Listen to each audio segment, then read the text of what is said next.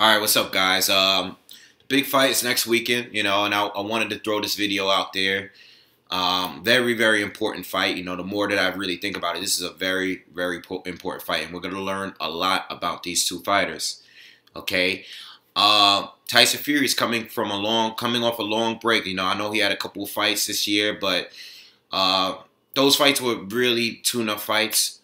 They weren't high-level heavyweights, and he's shaking off the weight still, and he's still trying to get back to where he was when he fought Klitschko, okay? Before the long break, he's trying to get back to that stage.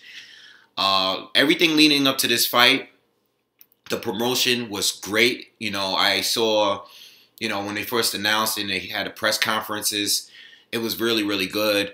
Tyson Fury did a great job selling this fight. He's just a great talker. Wilder's not so much. I see a lot of YouTubers making videos about the ticket sales and all that, the arena, how many seats. I don't really care about all that stuff. I don't care. That's all politic talk. I really don't care. The fight is happening, and I want to see where Fury is at, because I still have questions about him. And same with Wilder. I've been highly critical of Wilder on this channel. I've always addressed his resume and his I guess, lack of technical boxing skills. Okay, he's a little wild in there. The Deontay Wilder windmill. We've seen him lunging and having balance issues. He's not the well-schooled boxer, but he's beaten guys that are considered well-schooled boxers. He's beaten guys that I thought were winning rounds and had that they were up on points. He's beaten these guys. He's been hurt. He's been down. He's been hurt. And he's still found a way to knock out every single opponent that he's faced. Do I think he has the best resume in boxing and heavyweight boxing? Absolutely not. But to knock out every single opponent, and you have 40 fights, if you knocked out every single opponent you face, it's still very, very impressive to me, okay? Even when you were down on points, you still found a way to knock out every single fighter that you fought. So there's a lot to learn with this fight. I think Fury, I don't know if he's at his best stage. I don't know that. But I can at least see that he's cut down the weight at least. I mean, he looks good. He looks mentally ready. The interviews based on the confidence he has and the interviews that it doesn't seem fake. It doesn't seem phony. He seems like he's back to his old self. And I'm very curious on how this fight is going to go. But that's the thing. I really don't know when it comes to Tyson Fury. I don't know. I have to see it to believe it. And for me to just pick him to win because, yeah, I know technically he's the more superior boxer between the two. He's tall, he's rangy, he's a high-volume puncher. He's slick, He has good reflexes. A guy that size, he doesn't look and appear, he looks like a big, slow-moving guy. But once you watch him fight, he can fight from both stances. He can do it all. He can fight on the inside. He is a way better inside game than Deontay Wilder. He literally could fight any way, all right? The thing is, I just don't know because he's never fought anyone like Deontay Wilder before. He's never fought anyone like Deontay Wilder. And I know he beat Klitschko. I understand he beat Klitschko.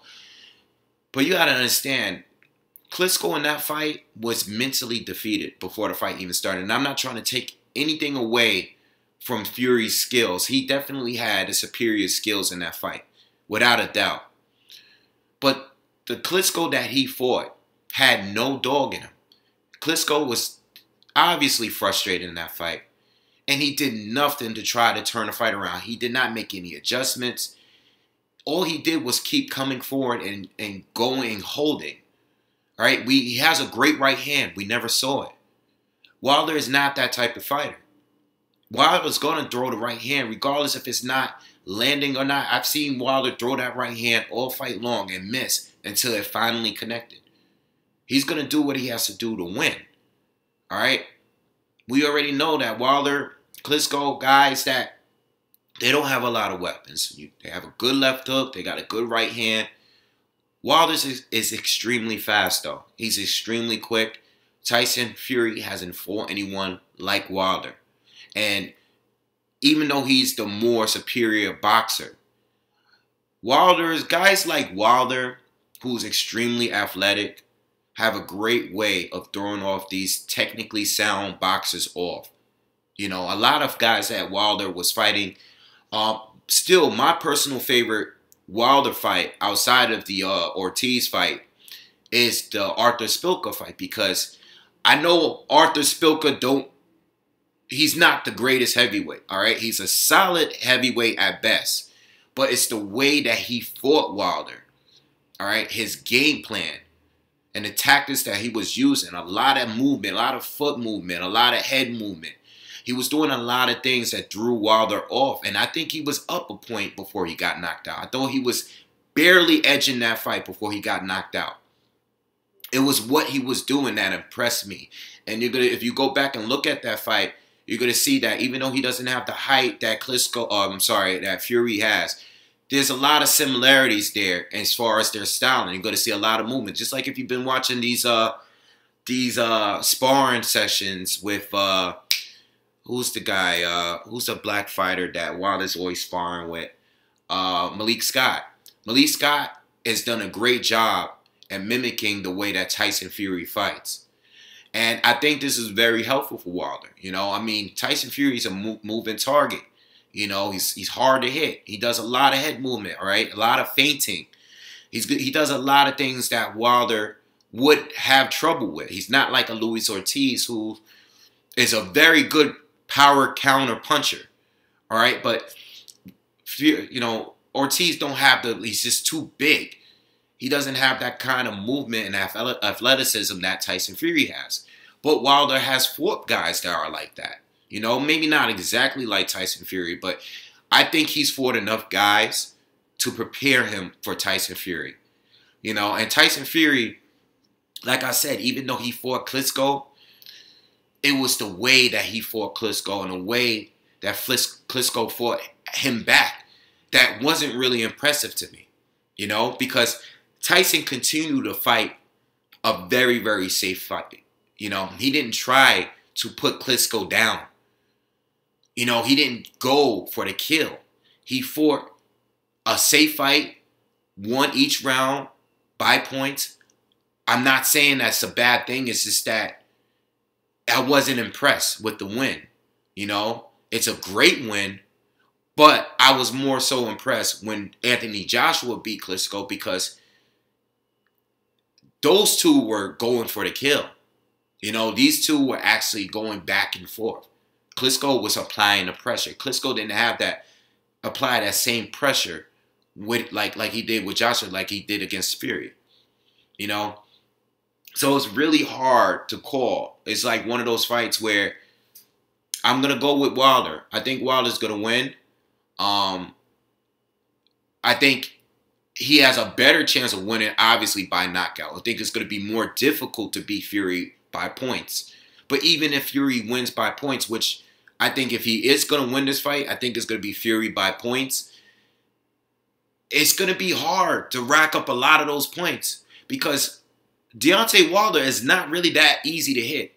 Like I said, he's a good counterer. He's good at slipping punches. He's not that easy to hit. And I think that since he fights so well on the outside, I'm talking about Wilder here, the danger of getting hit with a right hand from Wilder is going to make Fury be on the outside as well, you know, and being very, very cautious, which is going to make it a boring fight. I think this is going to be a boring fight. I don't think this is going to be one of their best performances as far as the action is concerned. It's just too many dangers there. What I'm curious to see is if Fury is going to really come forward and apply pressure. Is he going to come in with a high guard and go to Wilder's body? You know, is he going to pressure Wilder? I would like to see that. You know, that's one of the things that I haven't really seen many fighters try to do. I know Berman tried to do it a little bit, all right, but Berman is not quick on his feet. He's very slow on his feet.